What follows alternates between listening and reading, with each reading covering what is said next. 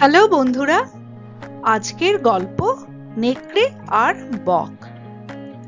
এক জঙ্গলের ধারে এক নেকড়ে বাঘ ছিল।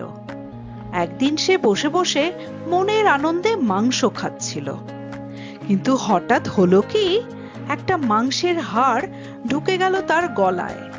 কিছুতেই হাড়টা বেরোয় না। বড্ড যন্ত্রণা, বড় অস্বস্তি।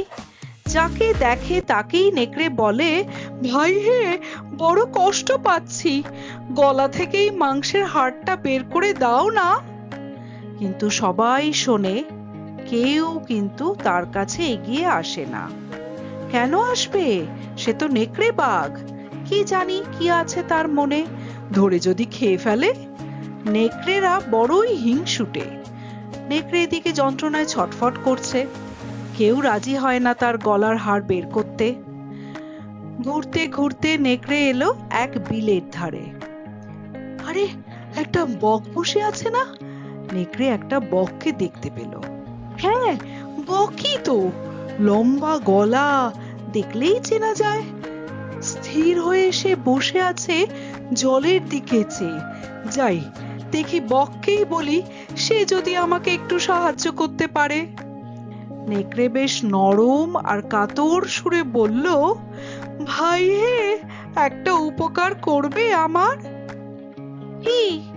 বক ঘুরে তাকায়। আমার গলায় একটা মাংসের হাড় ঢুকে গেছে, তোমার ওই লম্বা গলা দিয়ে বের করে দেবে? এর পুরস্কার আমি অবশ্যই দেব। বকটা ছিল খুব সরল আর খুব ভালো। সে তখন তার লম্বা গলা দিয়ে নেকড়ের গলা থেকে হাড়টা তুলে আনলো। আহ, বড় আরাম হলো এবার, বলে নেকড়ে চোখ বন্ধ করে বসে থাকলো। এদিকে বোকা বক তখন বলল, কই হে নেকড়ে ভাই, এবারে পুরস্কারটা দাও আমাকে। পুরস্কার? সে কি, আমি কি পুরস্কারের কথা বলেছিলাম?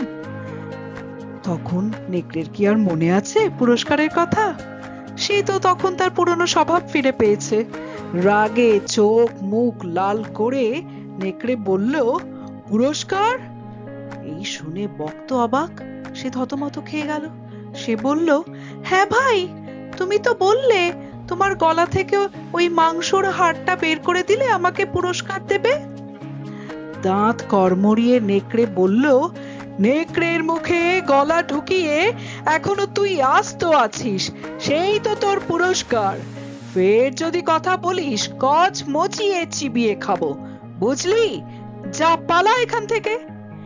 এই শুনে বক তখন তাড়াতাড়ি করে উড়ে পালিয়ে গেল, আর ভাবলো যে যারা বাজে, যারা দুর্জন, তাদের কাছ থেকে দূরে থাকাই ভালো।